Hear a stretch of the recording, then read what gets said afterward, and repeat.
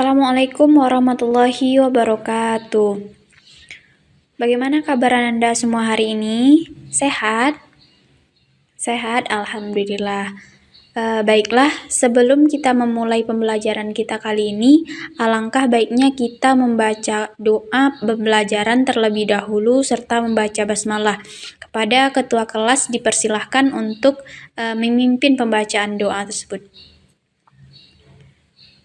Bismillahirrahmanirrahim. Baiklah Nanda, terima kasih karena Nanda telah membacakan doa pembelajaran pada kali ini, juga pembacaan basmalah, sehingga dengan itu diharapkan kita dapat mengikuti pembelajaran ini dengan baik dan diberkahi oleh Allah. Selanjutnya yaitu Ibu ingin mengecek kehadiran Ananda semua hari ini. Apakah semua dari Ananda hari ini hadir? Alhamdulillah semuanya hadir ya. Atau ada yang sakit dari teman-temannya? Ada? Oke, baiklah, kita doakan kepada Indah, semoga Indah dapat diberikan kesembuhan dan dapat mengikuti pembelajaran selanjutnya. Baiklah Ananda, kita di sini akan membahas tentang materi, yang mana Ibu ingin bertanya dulu, apa dari Ananda ada yang tahu materi pembelajaran kita sebelumnya? Ya, yaitu tentang haji dan umroh. Jadi, kita nih telah mempelajari tentang haji dan umroh, yang mana haji dan umroh ini adalah mengunjungi, yaitu mengunjungi tanah suci. Jadi, setelah mengetahui tentang haji dan umroh ini, kita selanjutnya akan membahas pembelajaran materi kita kali ini, yaitu terkait ketentuan-ketentuan yang berkaitan dengan puasa. Di sini Ibu ingin bertanya dulu, apakah dari Ananda sudah pernah mengerjakan puasa? Sudah? Ya, ada ya. Pasti ya kita sudah pernah melakukan puasa ini. Biasanya puasa ini kita lakukan di bulan Ramadan, tetapi puasa-puasa lainnya juga ada yang dapat kita lakukan pada hari-hari biasa seperti puasa sunnah dan lain sebagainya. Jadi selanjutnya di sini kita akan mempelajari terkait puasa. Ibu akan menjelaskan mengenai puasa ini, yaitu puasa adalah menahan diri. Artinya, menahan diri dari hal-hal yang dapat membatalkan puasa, dari terbit fajar hingga terbenamnya matahari. Jadi, mengenai puasa ini kita terlebih dahulu harus mengetahui bagaimana sih puasa ini, yang mana artinya puasa ini kita harus menahan hawa nafsu kita agar tidak mengambil sesuatu yang dapat membatalkan puasa kita nantinya. Setelah kita mengetahui tentang puasa ini, sekarang kita akan memahami bagaimana sih hukum puasa ini, terutama yaitu tentang hukum puasa Ramadan. Jadi, hukum puasa ini adalah wajib, yang mana ini telah dijelaskan dalam Quran Surat Al-Baqarah ayat 183. Kita bacakan terlebih dahulu ya mengenai ayatnya. A'udzu billahi minasyaitonir rajim. Bismillahirrahmanirrahim. Ya ayyuhallazina amanu kutiba alaikumus siyam kama kutiba alal ladzina min qablikum la'allakum tattaqun. Shadaqallahul azim. Artinya, wahai orang-orang yang beriman, diwajibkan atas kamu berpuasa sebagaimana diwajibkan atas orang-orang sebelum kamu, agar kamu bertakwa. Jadi, karena puasa Ramadan ini adalah salah satu dari rukun Islam yang 5, maka Nabi mengatakan bahwasannya Islam itu dibangun di atas 5 rukun, yaitu syahadat, menegakkan sholat, membayar zakat, haji, dan puasa Ramadan. Ini merupakan hadis dari riwayat Bukhari dan Muslim. Kemudian mengenai rukun puasa. Jadi rukun puasa ini terdapat 2. Yang pertama yaitu niat, dan yang kedua yaitu menahan diri dari segala hal-hal yang membatalkan puasa. Terlebih dahulu kita pelajari tentang niat puasa ini. Yang mana niat berarti keinginan untuk berpuasa. Jadi, Ananda semua kita ketahui bahwasanya niat itu berada di dalam hati dan tidak cukup hanya dalam lisan atau di isyarat. Jadi, niat itu diutamakan yaitu dalam hati. Orangnya yaitu orang gila, kemudian orang yang sakit. Jika memang orang sakit ini masih ada harapan sembuh, maka wajib menggantinya di hari lain. Tetapi jika memang sepertinya sulit, maka ia dapat membayar fidyah tersebut. Kemudian ada orang tua. Jadi orang tua ini disamakan dengan orang yang sakit yang tidak diharapkan kesembuhannya. Karena orang tua tidak akan kembali mudah, maka baginya tidak wajib mengqadha, tetapi hanya wajib membayar fidyah, yaitu sebesar 1 mud yang diberikan kepada fakir miskin nantinya. Kemudian yang selanjutnya yaitu orang musafir, yaitu orang-orang yang berpergian. Jadi dia wajib mengqadha puasanya dan tidak wajib membayar fidyah. Kemudian selanjutnya yaitu ibu hamil dan ibu menyusui. Jadi ibu hamil dan ibu menyusui ini diberikan keringanan oleh Allah untuk dia tidak menjalankan puasa, tetapi dia juga dapat mengganti ataupun membayar fidyah jika dia telah lewat pada masa atau fase itu. Kemudian selanjutnya yaitu wanita haid. Jadi wanita haid ini hanya wajib mengqadha dan tidak wajib membayar fidyah. Kemudian juga wanita nifas, sama halnya seperti wanita haid tadi, yaitu wajib mengqadha dan tidak wajib membayar fidyah. Sampai di sini Ananda paham semua? Paham? Oke, alhamdulillah. Kemudian syarat lainnya yaitu mempunyai kemampuan untuk menjalankan ibadah puasa.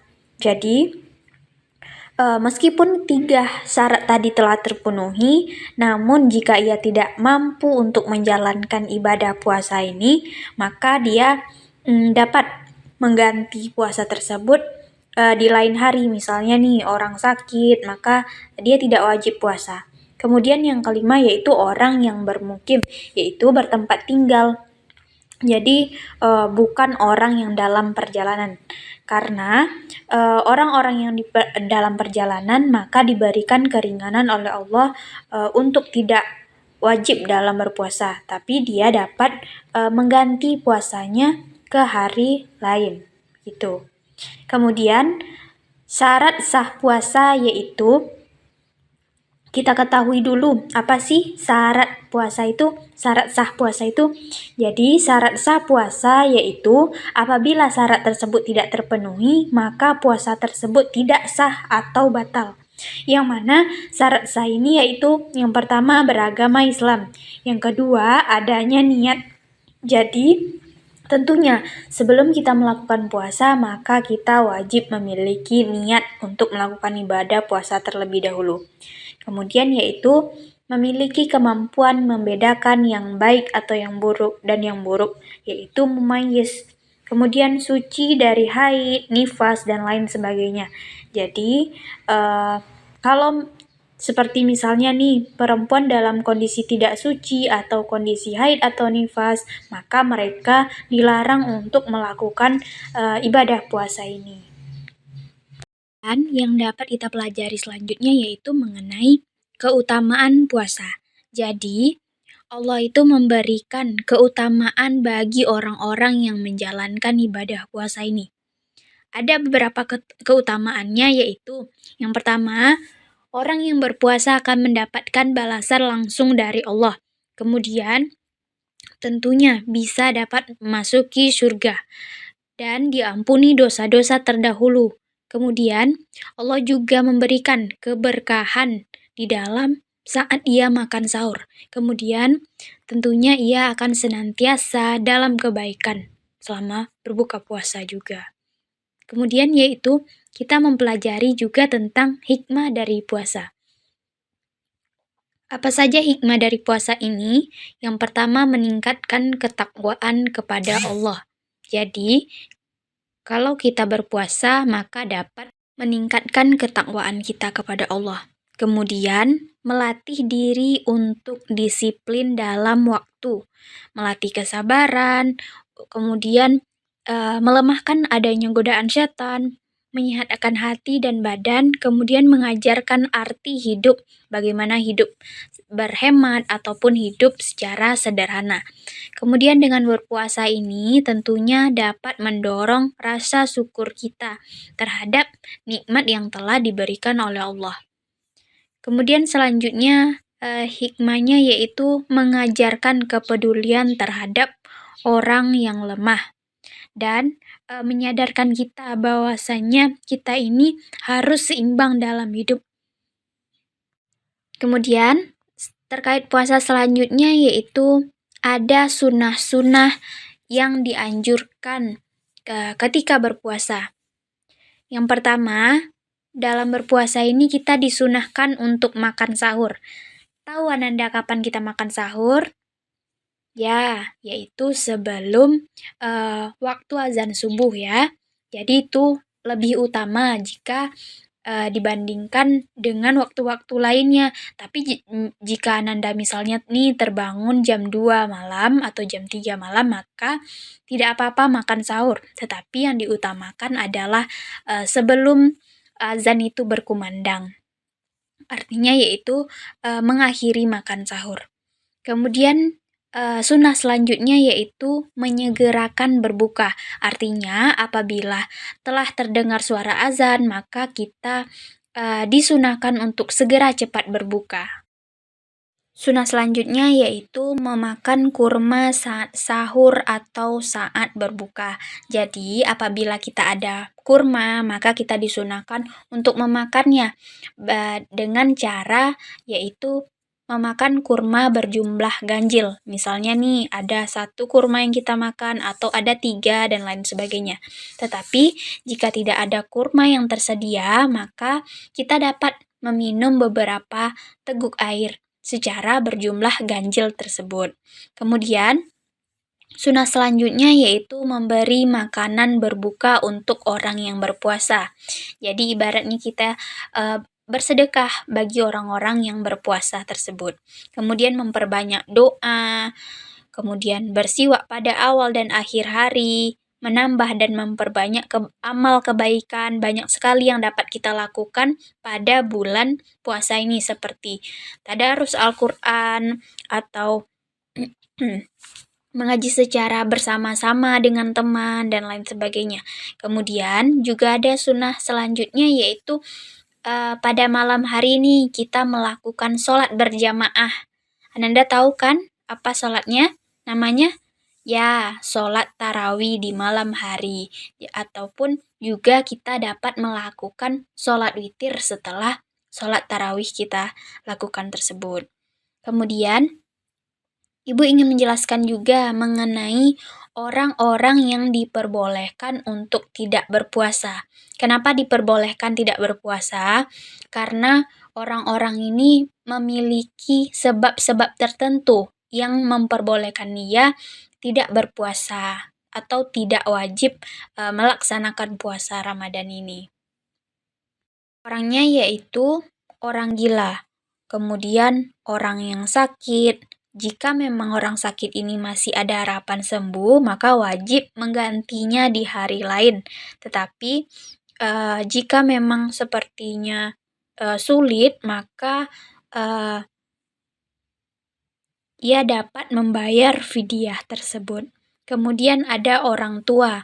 Jadi orang tua ini disamakan dengan orang yang sakit yang tidak diharapkan kesembuhannya, karena orang tua tidak akan kembali mudah, maka baginya tidak wajib mengqadha, tetapi hanya wajib membayar fidyah, yaitu sebesar 1 mud yang diberikan kepada fakir miskin nantinya.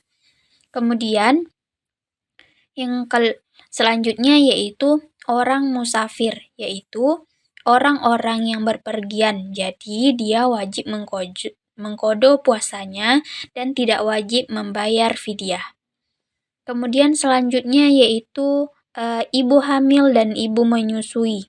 Jadi ibu hamil dan ibu menyusui ini diberikan keringanan oleh Allah untuk dia tidak menjalankan puasa, tetapi dia juga dapat mengganti ataupun membayar fidyah jika dia telah lewat pada masa atau fase itu.